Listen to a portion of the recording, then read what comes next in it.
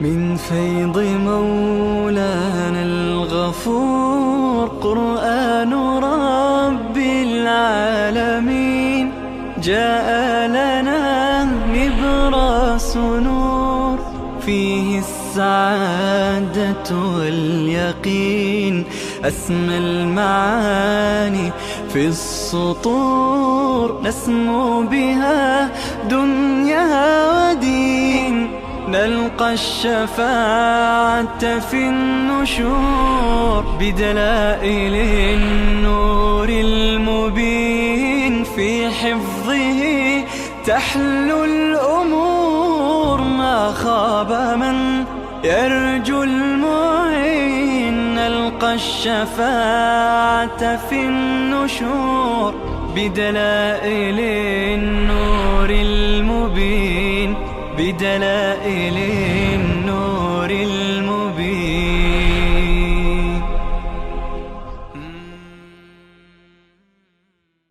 الحمد لله رب العالمين والعاقبة للمتقين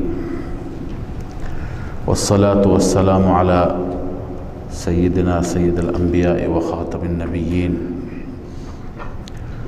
وعلى آله وأصحابه أجمعين. حال دلائل نقلی که عرض کردم 10 تا دلیل نقلی تفصیلی هست شروع میشه.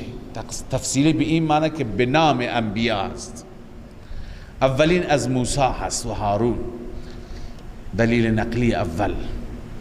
الله می فرماید ولقد آتینا موسی و هارون الفرقان، ما دادیم به موسی و هارون فرقان را، یعنی توراتی که بین حق و باطل جدایی می افکند، و ضیاء و ذکرا، ضیاء بود، روشنی بود و پند بود، اندرز بود برای متقیان، کسانی که تقوا داشتند از او پند و اندرز می گرفتند.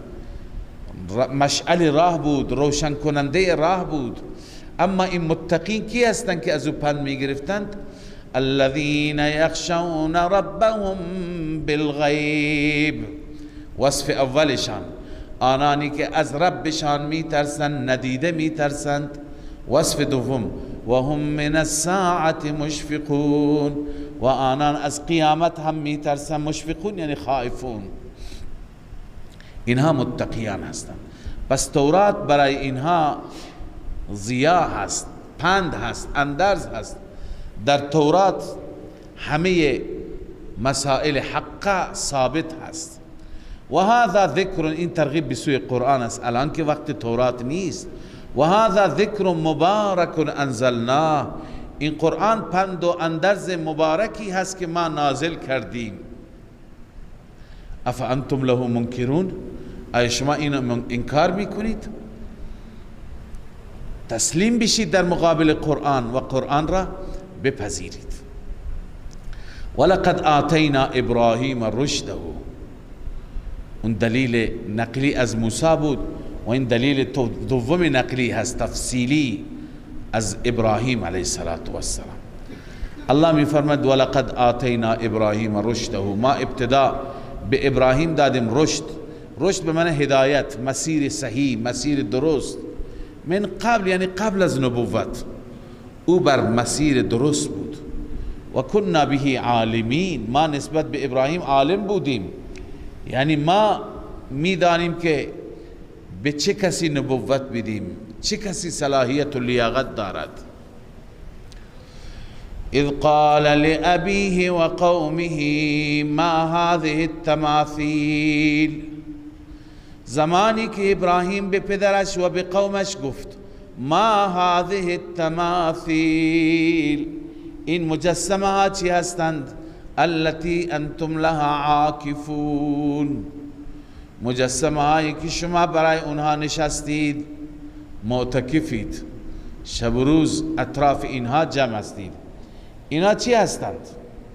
ببین تماثیل جمع تمثال است. تمثال به معنی مجسمه.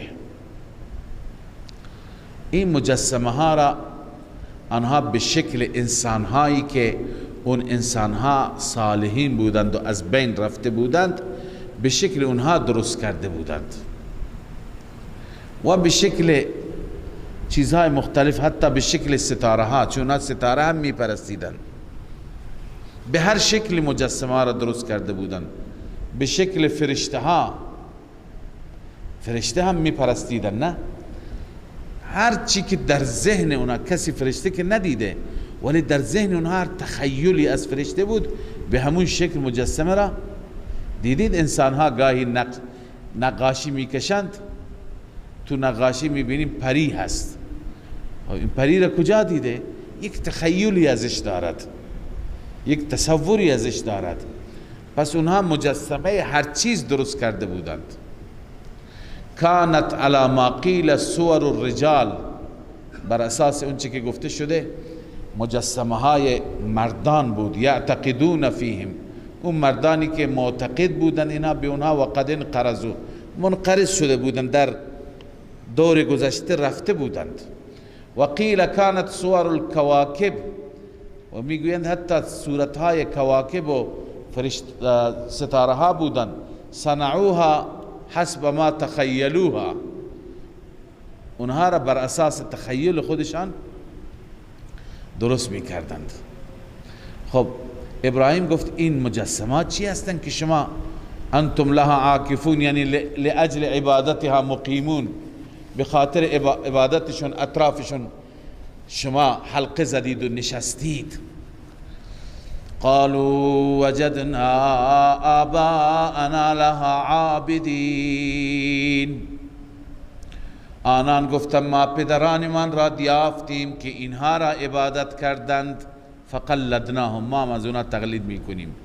قال لقد کنتم انتم و آباؤکم فی ضلال مبین، جواب خلیل، همانا شما بودید، شما و پدرانتان در گمراهی آشکار که شما بت عبادت میکنید.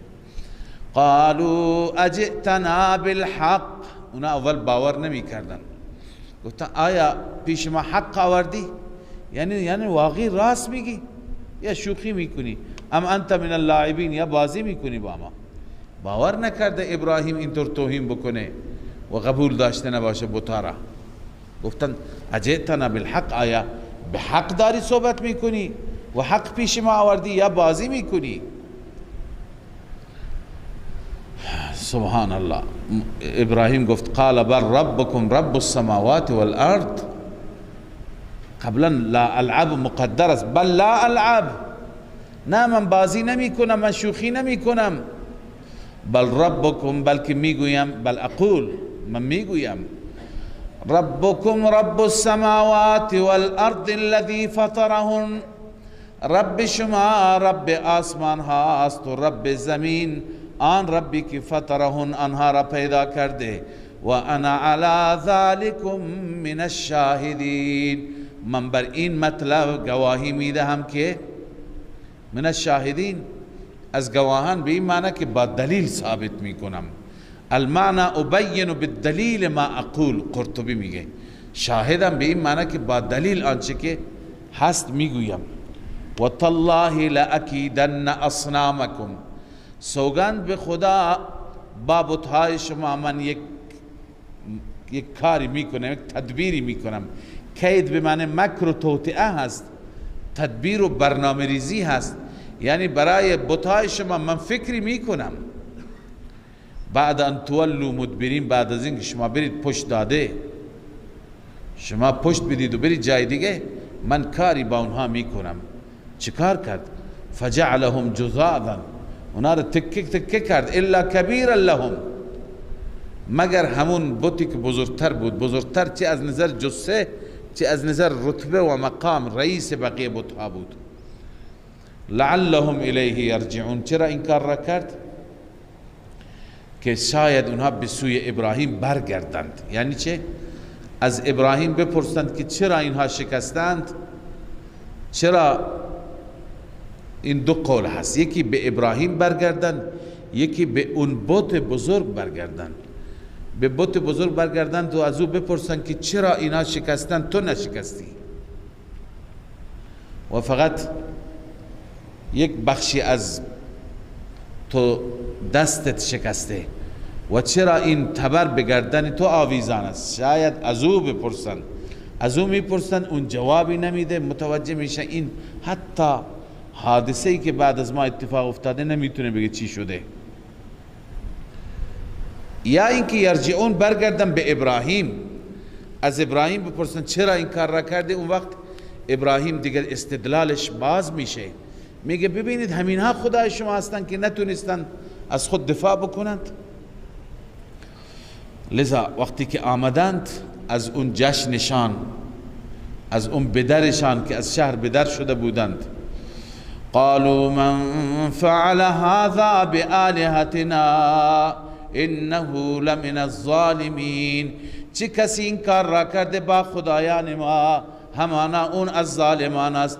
قالوا سمعنا، یک گروهی دیگه گفتند ما شنیدیم، فتن، یک جوانی بود که یذکرهم، اینها را یاد میکرد به بدی. جلالین گفته یعیبهم، عیب اینها را بیان میکرد. یقال له ابراهیم، به او ابراهیم میگویند فلعله الذی فعل ذلك بهم، روح المانی، شاید همون فرد این کار را کرده با اونها.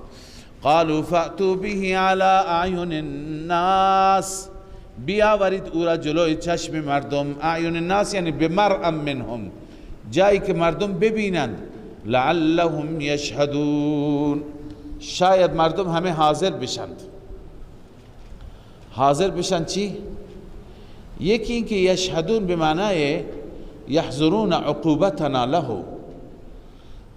همه مردم حاضر بشند، حاضر بشند ببینند که ما چطور ابراهیم را شکنجه میدیم تا برای بقیه درسی باشد. دیگه کسی جرأت نکند بر علیه خدایان لب بگشاید. یک معنی یشهدون به این معنی هست ای یحضرون عقوبتنا له، تفسیر مدارک. دوم این که نه، یشهدون به معنی گواه است، گواه باشند.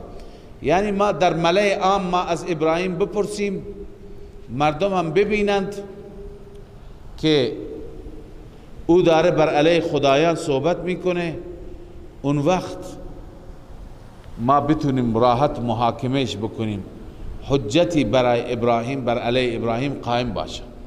هدف ابراهیم هم همین بود که در ملأ عام از او پرسیده بشه، در ملأ عام دلایلش خودش را بگه تا مردم ایمان بیاورند، عقیدهشون نسبت به خدایان باطل سست بشه.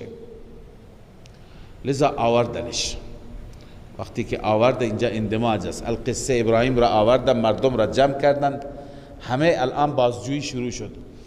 قالوا اانت فعلت هذا بآلهتنا، آیا تو این کار را کردی با آلهه ما، با معبودان ما، یا ابراهیم، ای ابراهیم. قال بل فعله، اونا میگفتن بل فعله.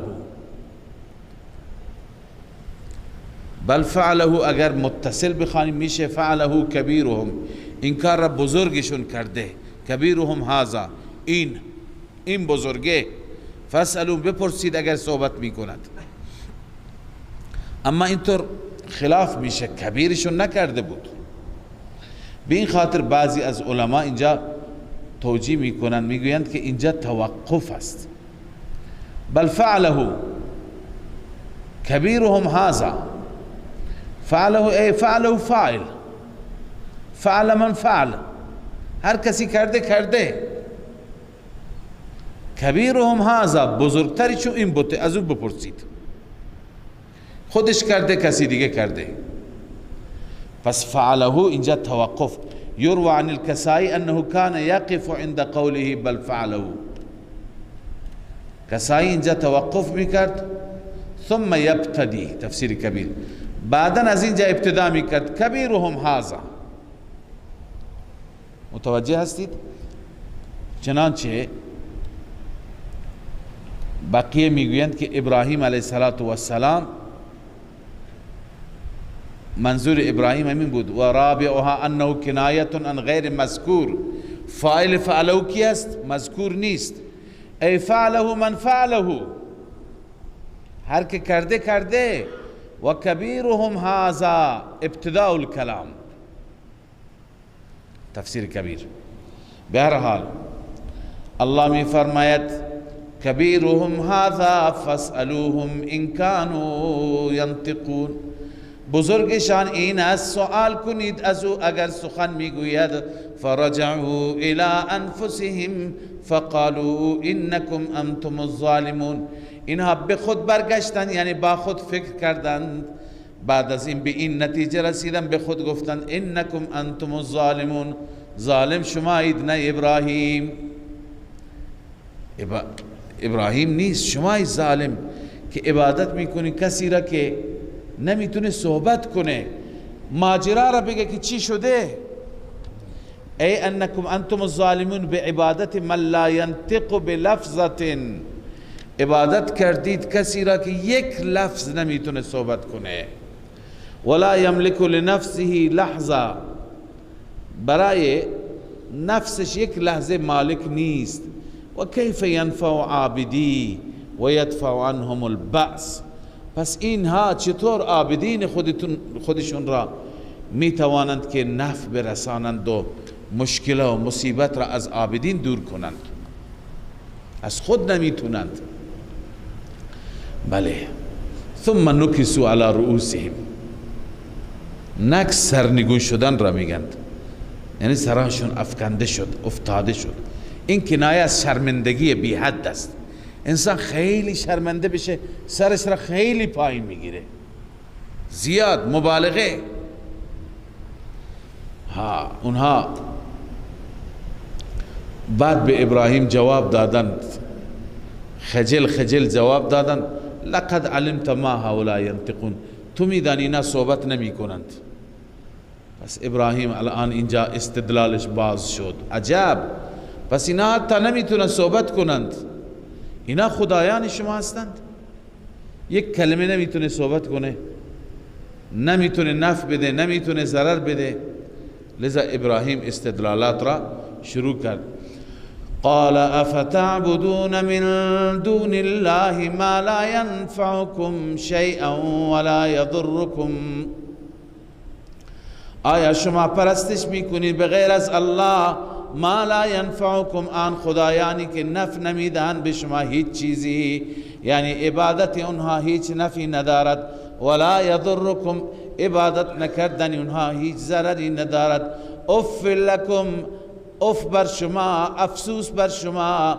ولما تعبدون من دون الله، و برای اون معبودانی که شما عبادت میکنید بغیر از الله. افلا تعقلون، آیا شما خرد ندارید، شما عقل ندارید؟ قالوا حرقوا، اونا در جواب ابراهیم چی گفتن؟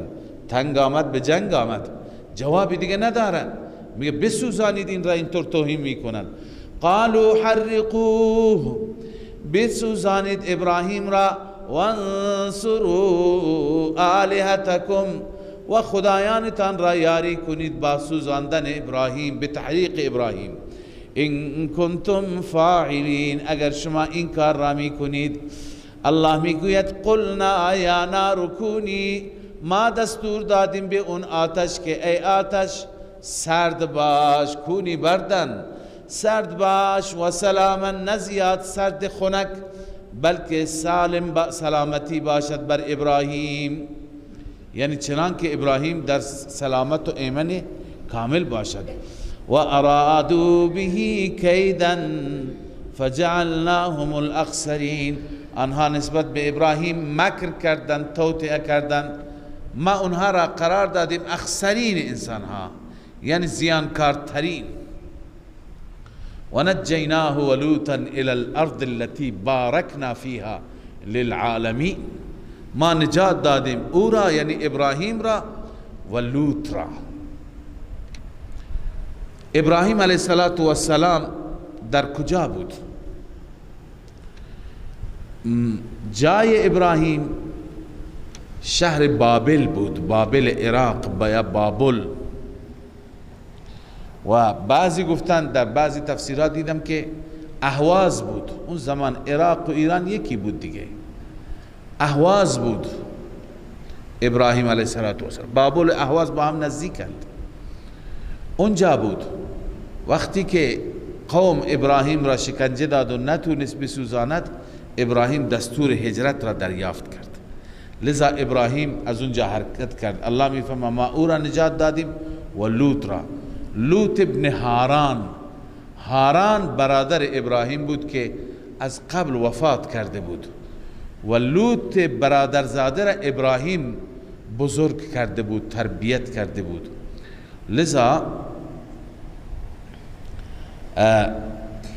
ما لوط را هم با ابراهیم نجات دادیم و بردیم به الی الارض التي بارکنا فیها للعالمین، به سرزمینی که در اون سرزمین برکات دینی و دنیوی دادیم برای عالمیان. دینیش واه بر انبیا و دنیویش رونقی که اونجا دارد، آبادی و شادابی که اونجا دارد. و بعد از اون به برکت دعای ابراهیم و وهبنا له اسحاق و یعقوب نافله، ما اسحاق و یعقوب را به عنوان نافله دادیم، به عنوان عطیه، به عنوان هدیه. شاه عبدالقادر گفته انعام، پاداش. و کلا جعلنا صالحین، هر یک را صالح قرار دادیم، اسحاق را، یعقوب را از بندگان خاص. و جعلناهم ائمه، اینها را امام و پیشوا برای مردم قرار دادیم که یهدون به امرنا، اونا به امر و به دستور ما مردم را راهنمایی می کردند. و اوحینا الیهم فعل الخیرات، ما به اونها وحی کردیم کارهای خوب را، یعنی علم دادیم که چی کار بکنند. کارهای خوب را بالخصوص از میان کارهای خوب و اقام الصلات و برپای نماز را به اونها تعلیم دادیم و ایتاء الزکات و دادن زکات را. و کانوا لنا عابدین، آنها بندگان ما بودند، ما را عبادت می کردند. و لوطا آتیناه حکما و علما، خود داستان ابراهیم و واقع ابراهیم تمام شد که ابراهیم مبلغ این توحید بود. چه شکنجه هایی دادن، الله نجات داد، در عوض چه عطایایی و چه بخشش های خدا بهش داد. بعد از ابراهیم لوط هم برای همین دعوه ادعا مبعوث شد در میان قبیله صدوم یا شهر صدوم، اهل صدوم. و لوطا آتیناه حکما و علما، بعد از آن ما دادیم به او حکم یعنی نبوت و علما یعنی علم شریعت. و نجیناه من القرية التي كانت تعمل الخبائث، ما نجات دادیم لوط را از اون قریه‌ای که عمل خبیث انجام میداد، عمل خلاف فطرت بشری و بی عفتی انجام میداد. انهم كانوا قوم سوء فاسقین، علت اینه که اونا قوم بدذات بودن. سوء یعنی بدذات، فاسق یعنی بدکار. و ادخلناه فی رحمتنا، ما داخل کردیم لوط را در رحمت ما. انه من الصالحین، همان لوط علیه السلام از صالحین بود، دارای عصمت بود، الله او را حفاظت کرد و بقیه قوم را الله عزوجل عذاب داد. و نوحا اذ نادى من قبل فاستجبنا له فنجيناه وأهله من الكرب العظيم ونصرناه من القوم الذين كذبوا بآياتنا إنهم كانوا قوم سوء فأغرقناهم أجمعين. در بحث دلائل نقلی و سلسله دلائل نقلی از انبیاء علیهم الصلوات و التسلیمات بودیم. ستا دلیل نقلی از موسی، ابراهیم، لوط خواندیم که برای اثبات توحید آمدند و قوم که نپذیرفت به عذاب گرفتار شدند. حال دلیل نقلی تفصیلی از سیدنا نوح علیه السلام، اما از آنجایی که زمان نوح علیه السلام قبل از اینها بود میخوانیم و نوحا اذ نادا من قبل، ندا کرد الله را قبل، یعنی قبل از زمان ابراهیم. فاستجبنا له، ما اجابت کردیم. یعنی نوح علیه السلام هم ما را فریاد زد، هم از ما استمداد طلبید، از ما کمک خواست. پیامبر اولوالعزم خدا بود، ما اجابت کردیم. فنجیناه و اهله من الکرب العظیم، او را نجات دادیم و اهل و عیالش را نجات دادیم از مصیبت بزرگ. مصیبت بزرگ همین طوفان بود که شدید و مدید بود، طولانی هم بود، شدید هم بود. و نصرناه من القوم الذين كذبوا بآیاتنا، او را نجات دادیم، این او را نصرت کردیم. این بیان استجابت است. چگونه؟ فاستجبنا له، او را یاری کردیم، یاری رساندیم از قومی که تکذیب میکردن آیات ما را. نوح را یاری کردیم و قوم را گرفتار. انهم كانوا قوم سوء فاغرقناهم اجمعین، اونها قوم بدی بودند، سوء، بدذات، بدفطرت، همه را ما غرق کردیم، همه را نابود کردیم و نوح را نجات دادیم. این دلیل چهارم بود، دلیل نقلی چهارم. و حال دلیل پنجم از داوود و سلیمان علیه السلام، پدر و پسری که هم پادشاه بودند و هم نبی بودند، پیامبر بودند. الله می فرمد و داوود و سلیمان اذ یحکمان فی الحرث، داوود و سلیمان زمانی که آنها داوری کردند درباره یک کشت، یا کشتزاری بود یا درخت، باغ درختان انگور بود.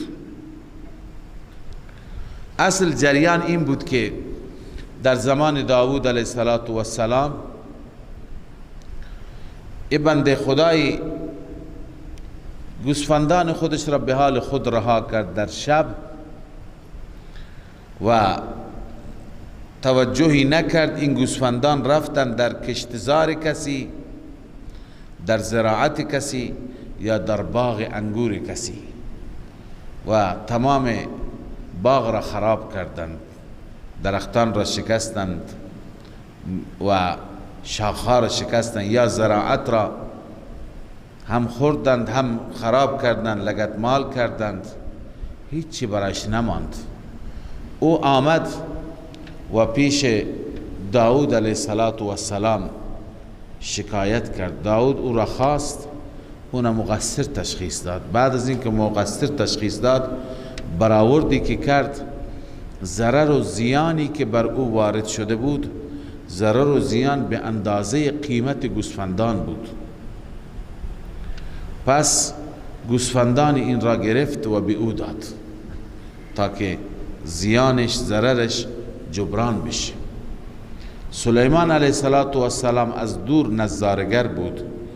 بعد از اینکه دو طرف برگشتند، یکی راضی بود یکی ناراضی بود. به یکی گوسفند رسیده بود راضی بود، اما صاحب گوسفند ناراضی بود که ضرر کرده بود، ولی خب حقش بود. چرا گوسفندان خودش را حفاظت نکرد تا به مردم ضرر وارد کنند؟ سلیمان وقتی که پرسید که پدر چه فیصله کرد، اونها فیصله را گفتند. گفت که اگر من بودم یک راهکار بهتری، راه حل بهتری بلد بودم.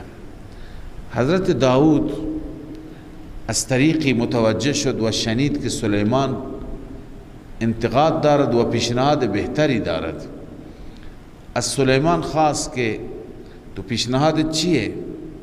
سلیمان علیه السلام گفت که پیشنهاد من اینه که گوسفندان را به صاحب باغ بده، اما نه به صورت ملک، به صورت عاریه، به صورت امانت، تا ازشون استفاده بکند، و باغ را تحویل بده به صاحب گوسفندان تا اون باغ را اصلاح بکند، کار بکند. تا زمانی که کار میکند، باغ را اصلاح میکند، درست میکند، هر چند طول میکشد، گوسفندان در دست صاحب باغ باشد، از شیرشان، از پشمشان هر نوع استفاده میکند بکند، تا اینکه باغش را بیارد به همون جای برسوند که روز اول بود. بعد از اون باغش را به همون شکل سالم با همون محصولات قبلی تحویل بدهد و گوسفندان خودش را تحویل بگیرد. حضرت داود علیه السلام پسندیدند، مجدد خواست و داوری سلیمان را عملی کرد، اجرایی کرد. این را قرآن ذکر کرده.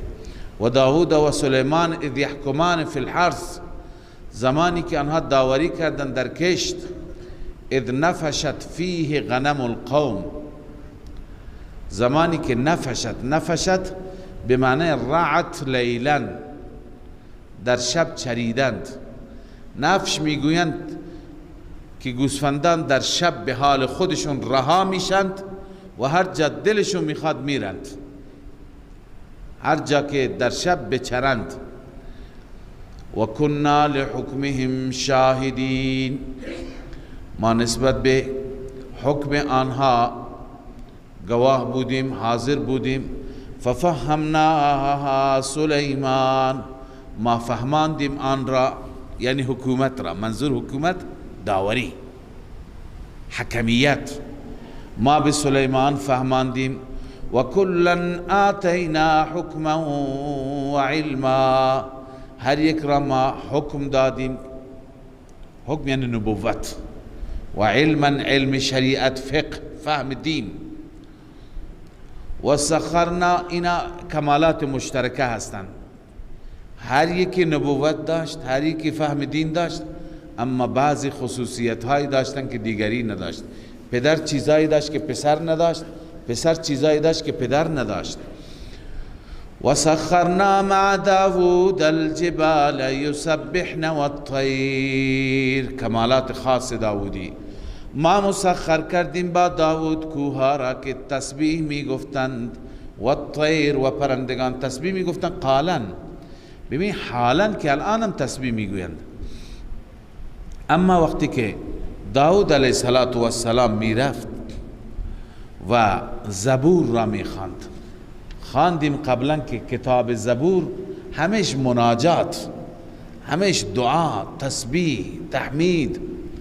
وقتی که می خواند و با یک ترانه خاصی الله را یاد می کرد، ذکر می کرد، کوها هم صدا می شدند. الله می داند با چه کیفیتی. کوه هم به زبان می آمد و تسبیح می گفت، و بالای سر پرندگان و بلبل ها هم آواز می خواندند و تسبیح الله را می گفتند و بالای سر داود می گشتند. لذا یک صحنه بسیار جالب و زیبا و دیدنی از تسبیح داود و کوها و پرندگان ایجاد می شد. این ویژگی داود بود. و کنا فاعلین، ما انجام می دادیم، انجام دهنده ما بودیم. و دیگه از کمالات داودی، و علمناه صنعت لبوس لکم، ما به او تعلیم دادیم، آموزش دادیم ساخت لباسی برای شما. منظور از لباس، لباس زرهی بود. لتحصنکم من بأسکم، تاکه شما را از جنگتان حفاظت کند. لباس زرهی حفاظ است برای بدن. فهل انتم شاکرون، آیا شما شکر میکنی؟ استفهام طلبی، یعنی بله می طلبد که شما شکر کنید، تشکر و سپاس از الله داشته باشید به خاطر این نعمت ها. ولسلیمان الریح عاصفا، این کمالات خاص سلیمان است. الله می فرماید برای سلیمان ما مسخر کردیم، ای سخرنا، مسخر کردیم برای سلیمان باد را در حالی که عاصف وزنده بود، می وزید. در اختیار سلیمان بود. حتی در آیات دیگری میخوانیم که هرگاه سلیمان میخواست به جای سفر بکند، بر تخت می نشست، همه ارکان سلطنت می نشستند، به دستور سلیمان باد تخت را بلند می کرد و آرام آرام می برد، مثل هواپیماهای امروز. و هر جایی که می خواست، غدوها شهر و رواحها شهر، یعنی مسیر یک ماه را در یک صبح یا در یک شام، یک بیگاه، مسیر یک ماه را می پیمود. لذا الله می فرماید ولسلیمان الریح عاصفة تجری بامره الى الارض، که جاری بود اون باد به امره، یعنی به امر الله، الى الارض التي بارکنا فیها، به سوی سرزمینی که ما برکت انداختیم در آن سرزمین، یعنی سرزمین شام. و كنا بكل شیء عالمین، ما به هر چیز عالم و آگاه بودیم، ما انجام میدادیم. و من الشیاطین من یغوسون، و همچنین مسخر کردیم، تابع کردیم از شیاطین و جنات، من یغوسون له، کسانی که برای سلیمان غواصی می کردند، در دریا می زدند و به قعر دریا می رفتند، برای او مروارید و تمام زیورالات را از دریا جمع می کردند.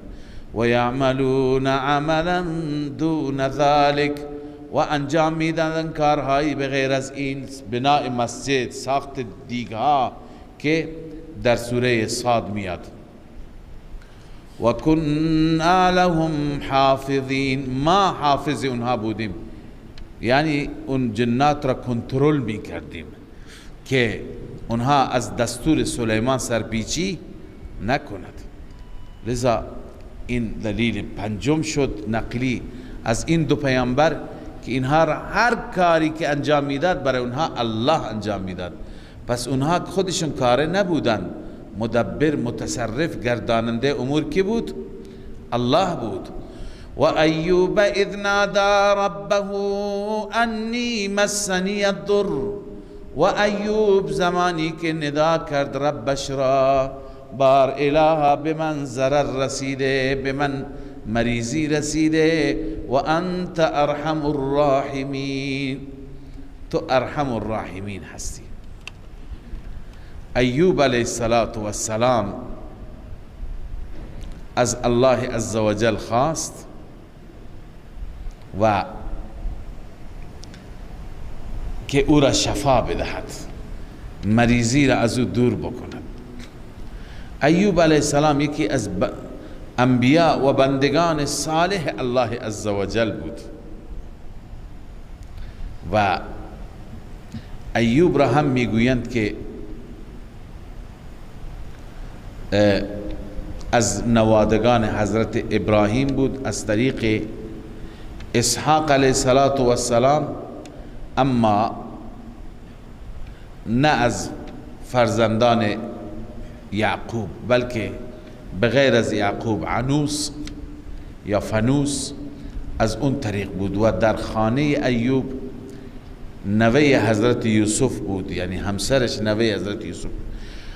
ایوب هم خدای عزوجل بهش مال زیاد داده بود، سرمایه هم زیاد داشت و بسیار دیندار بود، عابد بود، زاهد بود.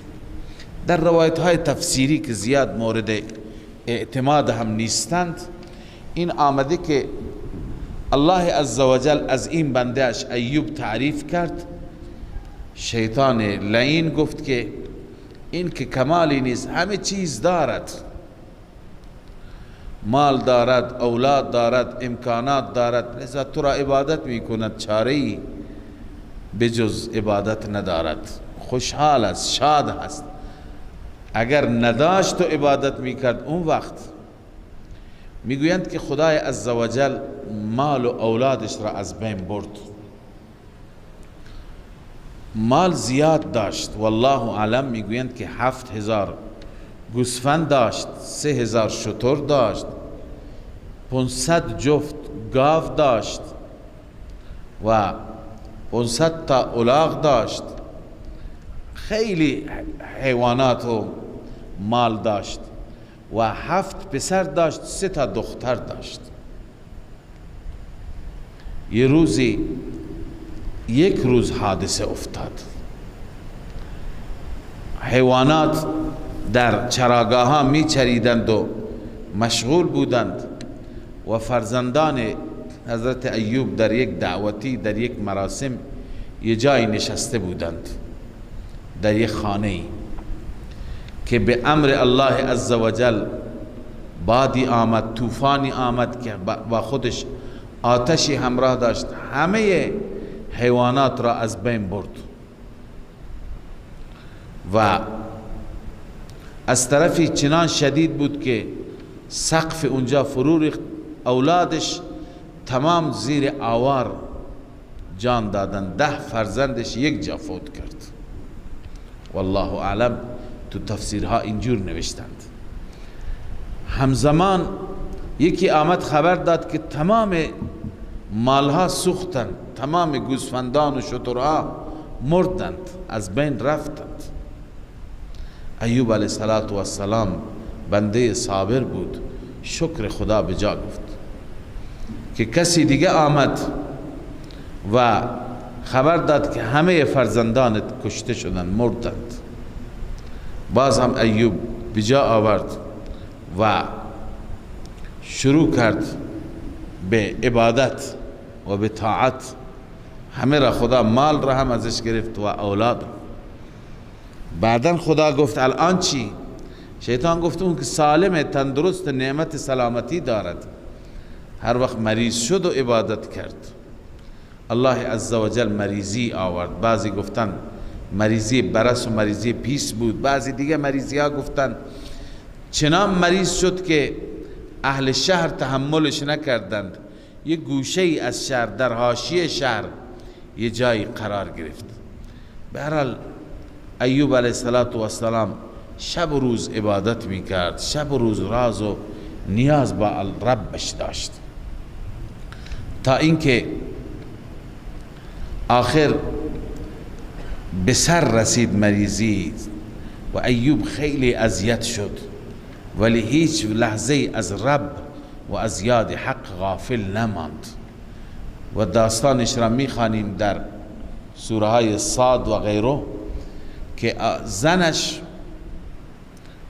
از بس که زنش فقط مونده بود و کارها را انجام میداد، میرفت برای مردم کار میکرد، پولی در می آورد، برای ایوب غذا و دوا می خرید، تا اینکه شیطان به جلوش ظاهر شد و میخواست فریبش بده. زن با ایوب بازگو کرد، ایوب علیه السلام گریه کرد و از خدا خواست که این آسیب را، این مریضی را، مصیبت را دور کند که مال رفت، جان رفت، اولاد رفت، سلامتی و تندرستی رفت، الان خطر ایمان هم هست. الله تعالی دعایش را اجابت کرد و می فرماید همه چیز را برگرداندیم، که بعضی از مفسرین معتقدن برگرداندن بچه ها به این معنی که اون اولاد را الله دوباره زنده کرد. لذا این دلیل نقلی ششم از ایوب است. الله می فرماید و ایوب اذ نادى ربه انی مسنی الضر. ایوب زمانی که ندا کرد ربش را، فریاد زد ربش را، رب انی مسنی الضر، به من ضرر رسیده، به من آسیب رسیده، و انت ارحم الراحمین، تو ارحم الراحمینی. فاستجبنا له فکشفنا ما به من ضر. الله می فرماید ما اجابت کردیم، دور کردیم از او آن آسیبی که داشت، و آتیناه اهله، و ما دادیم به او اهلش را، و مثلهم معهم، و مثل آن اهل را، رحمتا من عندنا، رحمتی از جانب ما. میگوید الله عزوجل بعداً به حضرت ایوب 160 سال سن داد. 160 سال که نه تنها اون اولادش بلکه 4 پشتش از اولاد و احفاد ایوب علیه السلام جلوی چشمش بودند که الله عزوجل فرزند داد، نوه و نبیره داد، تا اینکه به 4 پشت رسید. و ذکرى للعابدین، این پندی هست برای عابدین، عبادت گزاران که بر عبادت استقامت کنند. و اسماعیل و ادریس و ذوالکفل، همچنین اسماعیل و ادریس و ذوالکفل دلیل نقلی هفتم است. این سه پیامبر را یاد کردند، یکی اسماعیل، یکی ادریس و یکی ذوالکفل. ادریس اسماعیل که فرزند ابراهیم است. ادریس را هم قبلا خواندیم که بعضی گفتن اسمش اخنوخ هست یا خنوخ، و ادریس لقبش هست، از فرزندان شیس ابن نوح هست و جد حضرت نوح علیه السلام است. و ذوالکفل هم بعضی میگن ادریس همه الیاس است، والله اعلم. و ذوالکفل کسی که متکفل بشه، میگویند که این از خلیفه حضرت یسع بود و بعضی گفتن خلیفه حضرت الیاس. این کسی بود که به عهده گرفته بود، تحت تکفل خودش گرفته بود تمام یتیم ها را، تمام بیوه ها و بی سرپرست ها را، به فکر غذا و خوراک اونها بود، به فکر لباس و راحت اونها بود. به این خاطر میگن ذوالکفل بهش میگفتن، یعنی همه چیز را به تحت تکفل خودش گرفته. والله اعلم. کل من الصابرین، همه این انبیاء الصابرین بودند، یعنی هم در احکام تشریعیه هرچی خدا میگفت صبر میکردند، تحمل و انجام میدادند به نحو حسن، و هم در امور تکوینیه مثل این که برای ایوب مصیبت ها آمد صبر کردند. و ادخلناهم فی رحمتنا، اینها را همه را در رحمت ما داخل کردیم.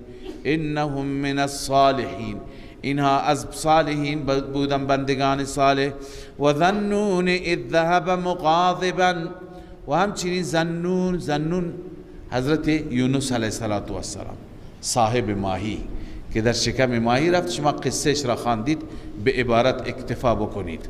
و ذنون اذ ذهب مغاضبا، مغاضب بر علیه کی بود؟ مغاضب بر علیه از کنم قوم بود، مغاضبا علی قومه، مغاضب بر قومش بود. بله. فظن ان لن نقدر علیه، گمان میکرد که ما بر او تنگ نمی کنیم. نقدر به معنی قدرت نیست، عرصه را تنگ نمی کنیم. الله یبسط الرزق لمن یشاء و یقدر، تنگ میکنه روزی را الله. لن نقدر علیه تفسیر کبیر نوشته لن نضیق علیه، ما ضیق و تنگ نمی کنیم. لذا اما خداوند بر او تنگ کرد. لن نقدر ای لن نقضی علیه العقوبه، ما برای او فیصله عذاب نمی کنیم. بهرحال الله او را در شکم ماهی گرفتار کرد. فنادا فی الظلمات، در اون تاریکی ها ندا کرد. ظلمات چندین تاریکی بود، تاریکی دریا، موجهای دریا، شکم ماهی. الله اله الا انت، هیچ معبودی نیست پروردگارا بغیر از او تو، سبحانک پاکی از شریک، انی کنت من الظالمین، من از ظالمان بودم. استغفارش هست، من معذرت میخواهم که ظلم کردم. فاستجبنا له و نجیناه من الغم، الله می فرماید ما او را ما اجابت کردیم برای او و نجاتش دادیم از مصیبت. و کذالک ننجی المؤمنین، این جالب است، این وعده الهی با ماست. الله می فرماید ما همچنین نجات میدیم مؤمنین را. پس هر وقتی برای شما و ما مؤمنین مشکل مصیبتی آمد، همین بخوانین لا اله الا انت سبحانک انی کنت من الظالمین. وعده خداست کذالک ننجی المؤمنین. خب این دلیل هشتم بود. نهم و زکریا اذ نادى ربه رب لا تذرنی فردا، این هم داستانش را در سوره مریم خواندید. زکریا زمانی که ندا کرد ربش را، بار الها مرا تنها نگذار و انت خیر الوارثین تو بهترین وارث هستی، تو بهترین وارث هستی که بعد از ما انسان ها در زمین هستی، اما من فرزندی و اولادی میخوام. الله میفرماید فاستجبنا له یحیی، فاستجبنا له و وهبنا له یحیی، ما اجابت کردیم یحیی را بهش بخشیدیم و اصلحنا له زوجه، زوجش را همسرش را هم اصلاح کردیم، یعنی مشکلش را برطرف کردیم، مشکل نازایی بود، از همون همسر ما بهش یحیی را دادیم. خب اینجا درباره این 9 تا پیغمبر خواندیم. انهم کانوا یسارعون درباره همه این انبیا هست. همه انبیا در کارهای خیر از همدیگه پیشی می گرفتند، سرعت می ورزیدند، مسابقه در کار خیر بود. انهم کانوا یسارعون فی الخیرات، اینها مسارعه می کردند، با سرعت انجام می دادند خیرات را، کارهای نیک را. و یدعوننا رغبا و رهبا، این مسلک الانبیاء فی مسئله الدعا هست. همه انبیا مسلکشون این بود، ما را می خواندند اما 2 حالت و 2 کیفیت در دعا داشتند. ما هم باید همین 2 کیفیت را در دعا داشته باشیم، هم رغبا و هم رهبا. هم رغبت داشتند به این معنی که علاقمند بودند، طمع داشتند، امید داشتند که دعا پذیرفته بشه، و رهبا و هم بیم داشتند، ترس داشتند که مبادا رد بشند. و کانوا لنا خاشعین، اینا تابع ما بودند و در مقابل ما خشوع و خضوع می کردند. خاشعین به معنی فروتنی، در مقابل الله عزوجل همه انبیا فروتن بودند. والتی احسن، دلیل نقلی دهم هست. این دلیل نقلی از عیسی و مادرش هست. هر دو را یک دلیل ذکر کرده به دلیل اینکه هر دو یک آیه از آیات الهی هستند، چون اینها که بدون پدر متولد شد هم برمیگرده به عیسی و هم اینکه مریم شوهر نکرد. الله می فرماید والتی احسنت فرجها، آن زنی که عفتش را حفظ کرد، یعنی مریم پاک و پاک دامن بود. این بر علیه یهود است که میگه بی عفتی کرد العیاذ بالله. فنفخنا فیها من روحنا، ما دمیدیم در آن از روح ما. این اضافت تشریعیه هست، تشریفیه، شرف روح، روحی که از جانب ما بود. وجعلناها وابنها آیة للعالمین، او را قرار دادیم یعنی مریم را و فرزندش را آیه و نشانی برای عالمیان، یعنی علامتا و اعجوبة الخلق، یک علامتی و یک خلق عجیب. و علی نبوت عیسی، و همچنین این بر نبوت عیسی دلیل بود. و دلالتا علی نفوذ قدرتنا فیما نشاء، دلالت میکنه بر اینکه قدرت ما زیاد است، هر چی بخواهیم چنانچه این کار را کردیم. ان هذه امتکم امه واحده، بعد از ذکر این 10 پیامبر الله میفرماید این هست امت شما، یعنی طریقه توحیدی شما، امه واحده، که این امت واحد است، همه اینها بر یک روش بودند. و انا ربکم فاعبدون، خلاصه این طریقه چیه؟ خلاصه این اسلوب اینه که و انا ربکم، من خدا رب شما هستم، من الله پروردگار شما هستم. فاعبدون، فقط مرا عبادت کنید، در عبادت من کسی را شریک نگیرید. پس همه انبیا وقتی که بر توحید بودن اختلاف از کجا آمد؟ الله می فرماید و تقطعوا امرهم بینهم، امرشان را بین خودشان تکه تکه کردن. منظور امرهم بنویسیم مذهب خودشان را تکه تکه کردن. حال الله تخویف اخروی بیان می فرماید کل الینا راجعون، همه به سوی ما بر می گردند، ما بازخواست می کنیم. فمن یعمل من الصالحات، بعد از اینکه الله عزوجل درباره همه این انبیا بیان فرمود عقاید اونها را، حال الله تعالی درباره اعمال کسانی که عمل صالح انجام بدن بشارت بیان می‌فرماید.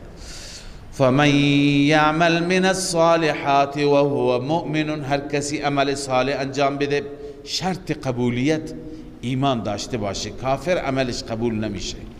فلا کفران لسعیه، یعنی این سعیش ناسپاسی و ناقدری نمیشه.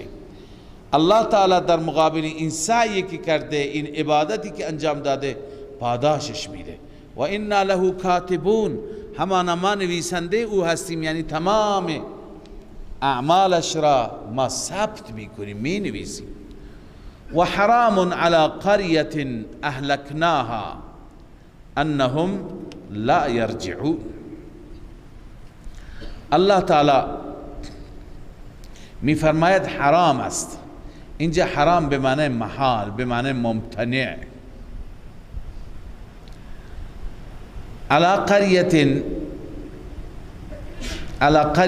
قریه‌ای که ما برایش فیصله عذاب کردیم، که اهلکناها، ما آن را هلاک کردیم، یعنی هلاکت برای اون قریه نوشتیم. محال است که این قریه انهم لا یرجعون. چی محال است؟ اینکه اونها از شرک بر نمیگردند، برگشتنشون از شرک محال است. یک تفسیر اینه، چنانچه گفته المعنى و ممتنع علی قریة، ممتنع و محال است بر قریه‌ای که قدرنا هلاکها، ما هلاکت برای این قریه را مقدر کردیم. او حکمنا، یا ما فیصله کردیم که این قریه باید چی بشه؟ هلاک بشه. محال است، چی محال است؟ رجوعهم الینا، ای توبتهم، اینا بر نمیگردن از کفر، اینا بر نمیگردن از شرک، بلکه چی؟ اینها بدون کفر بدون ایمان می روند. اما بعضی دیگه توجیه می کنند که حاصل همین یکی هست. شیخ رحمه الله می فرماید که حرامون خبر مبتدای محذوف است. مبتدای محذوف چیه؟ الایمان، یعنی الایمان حرام علی قریة اهلکناها، بر قریه‌ای که ما فیصله هلاکتش بکنیم ایمان حرام است. این مبدل منه هست. انهم لا یرجعون بدل است. حرام است یعنی چه؟ یعنی این که انهم لا یرجعون، ای لا یرجعون عن الشرک. قال مجاهد والحسن لا یرجعون ولا یتوبون عن الشرک، از شرک توبه نمی کنند. لذا الله می فرماید که انهم لا یرجعون، اینها توبه نمی کنند حتی اذا فتحت یأجوج و مأجوج. این زمان همه توبه می کنند ولی توبه درد نمی خورد. تخویف اخروی، حتی زمانی که گشوده می شوند، باز کرده می شوند یاجوج و ماجوج، یعنی آزاد می شوند. بعضی ها که می گویند معتقدند یاجوج و ماجوج، خب بعد از اینکه سد ذوالقرنین بسته شد محبوس هستند تا نزدیک قیامت. اما ما عرض کردیم که یاجوج و ماجوج یک عجوبه نیست، همین انسانهای فعلی هستند، انسانهایی که ظلم میکنن بر انسانیت، مثل تاتارها، مغولها، چنگیزها و اینهایی که بر بلاد وقتی چیره میشوند تار و مار میکنند.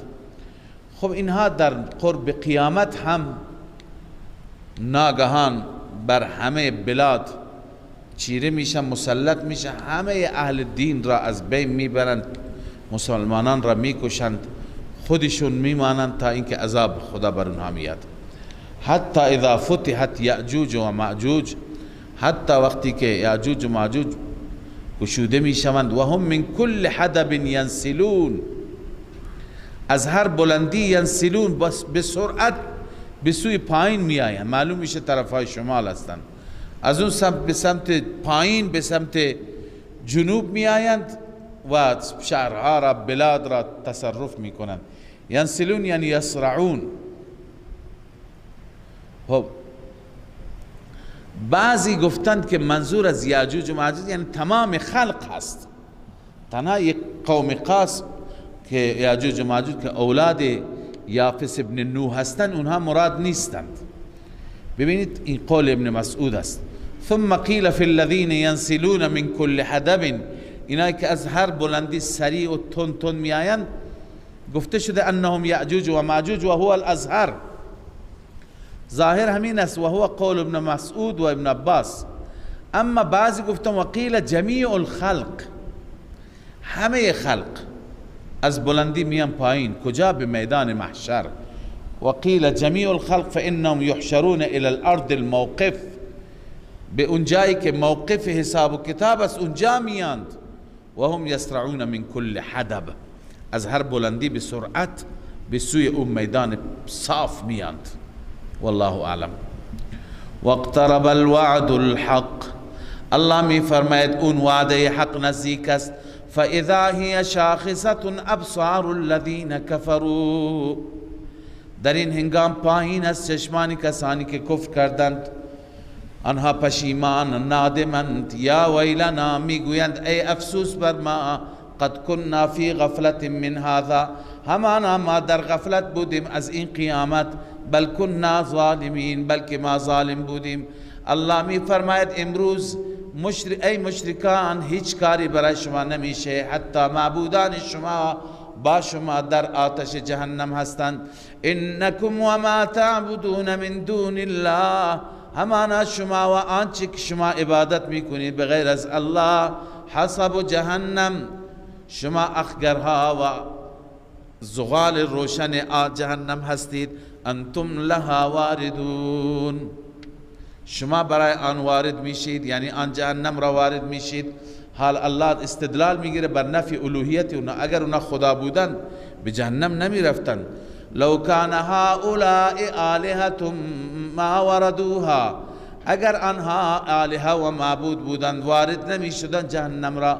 و کل فیها خالدون، هر یک از اینها در جهنم همیشه میمانند. عابد و معبود، منظور از معبود اونهایی که برای عبادت خودشون راضی بودند، تشویق میکردند. لهم فیها زفیر، بلای آنها در جهنم زفیر است، یعنی آه و فغان است، سر و صدا هست. انین و بکاء عویل، گریه طولانی. و هم فیها لا یسمعون، اونها هیچ چیزی نمیشنوند از بس که سر و صدا است. بله، وقتی که این آیه نازل شد یکی از سردسته های مشرکان به نام ابن الزبعری خیلی خوشحال شد، خندید، گفت که جواب محمد را من دارم. مشرکان گفتن چیه جوابش؟ گفت که به محمد میگوییم که اگر معبودان هم در جهنم هستند پس عیسی عبادت میشه، او هم در جهنم هست. عزیر هم عبادت میشه، اونم در جهنم است. اون دوتا که باشند ما راضی معبودان ما هم باشند. یعنی شما عیسی و عزیر را پیامبر میدانید، هیچ وقت اونها را اعتقاد ندارید که در جهنم باشند. الله تعالی جواب داد. مشرکان خوشحال شدن به این اعتراض، اما الله پاسخ داد ان الذين سبقت لهم من الحسنى، بدون شک آنانی که از جانب ما برای آنان حسنا یعنی نیکی نوشته شده، سبقت کرده یعنی قبلا فیصله شده. حسنا چند تفسیر داره. یکی نیکی هست، مراد جنت هست، یا اینکه مراد از حسنا رحمت است، یا توفیق عبادت و طاعت است. یعنی کسانی که صاحب توفیقند، اهل بهشتند، رحمت خدا بر اونها است. قبلا الله فیصله کرده برای آنان. اولئک عنها مبعدون، آنان از جهنم فاصله دارند، دورند. لا یسمعون حسیسها، نمیشنوند حسیس آن را، یعنی صدای خفیف آن را. و هم فیما اشتهت انفسهم خالدون، و این انسان ها در آن نعمت هایی که اشتهت انفسهم، دلشان بخواهد، همیشه میمانند. لا يحزنهم الفزع الاکبر. الله می فرماید که آنان را غمگین نمی کند فزع اکبر. فزع وحشت را می، این وحشت بزرگ قیامت.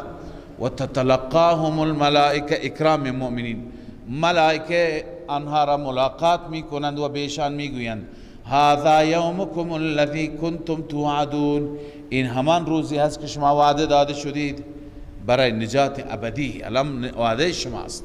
یوم نطوی السماء کطی السجل للکتب.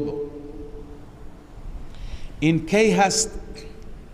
الله ذکر می کند قیامت را.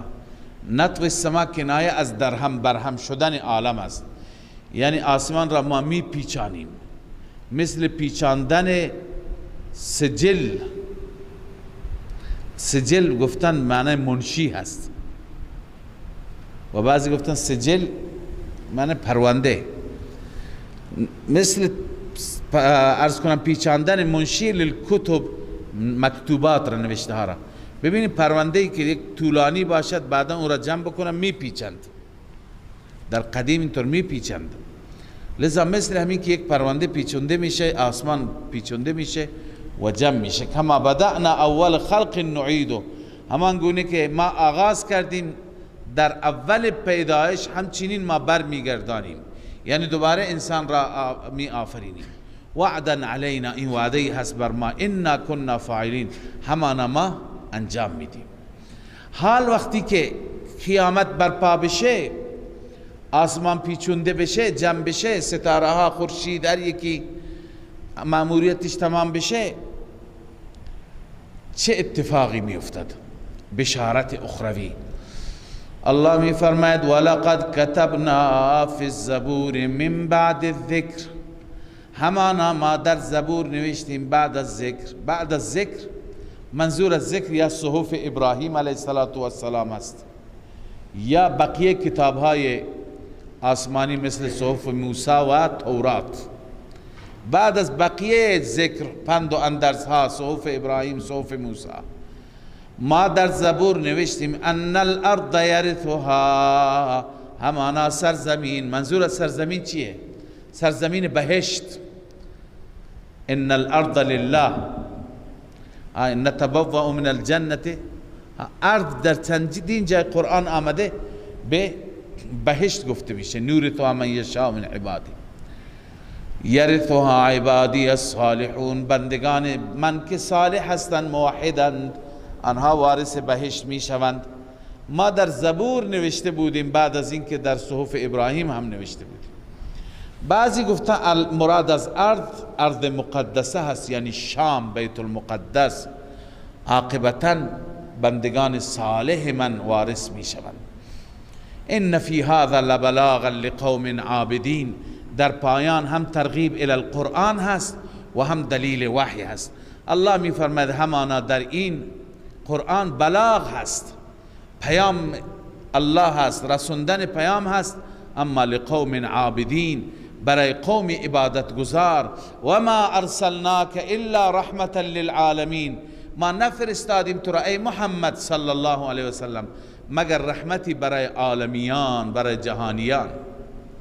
ببینید رحمتی هست برای همه جهانیان. من قبلا خدمت شما عرض کردم منظور از جهانیان فقط مسلمانان نیست، رسول الله برای مسلمان و غیر مسلمان رحمتی هست، به دلیل اینکه با وجود رسول الله، به برکت دعای رسول الله بر این امت عذابهای مثل پیشینیان، عذابهای همگانی دست جمعی، عذابهای خطرناک و وحشتناک مثل خسف و غرق و اینها نمیاد، تبدیل به خنزیر و تبدیل به قرده نمیآید. عن ابن عباس ان کان محمد رحمتا لجمیع الناس، ابن عباس میگه برای همه مردم رحمته. فمن آمن به و صدق به سعده، هر کسی که ایمان بیارد و تصدیق بکنه خودش که از اهل سعادته. و من لم یؤمن به سلم، هر کسی ایمان نیاورد بازم سالم است. مما الحق الامم، اون مصیبت هایی که بقیه امت ها ملحق شدن، من الخسف والغرق، خسف آمد بر اونها، در زمین فرو رفتن، غرق شدن. بر این امت نمیاد. پس رحمت برای مسلمانان نه، برای عالمیان. قل انما یوحى الی انما الهکم اله واحد، بگو جزی نیست که وحی شده به سوی من این مطلب که اله شما این دلیل وحی است. بازم اثبات مدعا، اله شما اله یگانه است، معبود شما معبود یگانه است. فهل انتم مسلمون، تسلیم میشید؟ استفهام طلبی، یعنی از شما میخوام تسلیم بشید. فان تولوا، اگر آنان اعراض کردند، اگر آنان روی گردانی کردند، به صورت اتمام حجت به آنان بگو فقل آذنتکم علی سواء، همانا من به شما اعلام کردم. چی را اعلام کردم؟ ما اوحى الله، هرچی که خدا به من وحی کرده بود اون اعلام کردم. علی سواء یعنی بلا تبعیض بلا تخصیص، برابر به همه رسوندم مطلب را. و ان ادری اقریب ام بعید ما توعدون، این جوابشون است که میگفتن عذاب کی میاد. جواب میده پیغمبر من نمیدانم، این نافیه هست، نمیدانم من اقریب ام بعید، آیا نزدیک است یا دور است، ما توعدون عذابی که شما وعده داده میشوید. انه یعلم الجهر من القول، همانا اون ذات میداند جهر را از قول، یعنی علنی بکنید چیزی را یا مخفی بکنید. و یعلم ما تکتمون، میداند شما آنچه که کتمان میکنید. و این ادری لعله فتنة لکم، باز هم این نافی است، نمیدانم شاید این تأخیر عذاب امتحانی است برای شما که آیا ایمان می آورید یا کفر می کنید. و متاع الی حین، و بهره مختصری از امکانات دنیا تا یک مدتی. قال رب احکم بالحق، در پایان سوره تخویف دنیوی هست و حکایت از باز هم نبی مکرم صلی الله علیه وسلم. قال، این پیغمبر گفت رب احکم بالحق، خدایا به حق فیصله کن، به حق داوری کن. و ربنا الرحمن المستعان، رب ما رحمان است، اون ذاتی که المستعان از او استعانت طلبیده میشه. علامات تصفون بر آنچه که شما توصیف میکنید و بیان میکنید. سوره مبارکه انبیاء تمام شد. صدق الله العظیم. من فيض مولانا الغفور قرآن رب العالمين جاء لنا نبراس نور فيه السعادة واليقين أسمى المعاني في السطور نسمو بها دنيا ودين نلقى الشفاعة في النشور بدلائل النور المبين في حفظه تحلو الأمور ما خاب من يرجو المعين نلقى الشفاعة في النشور بدلائل النور المبين بدلائل النور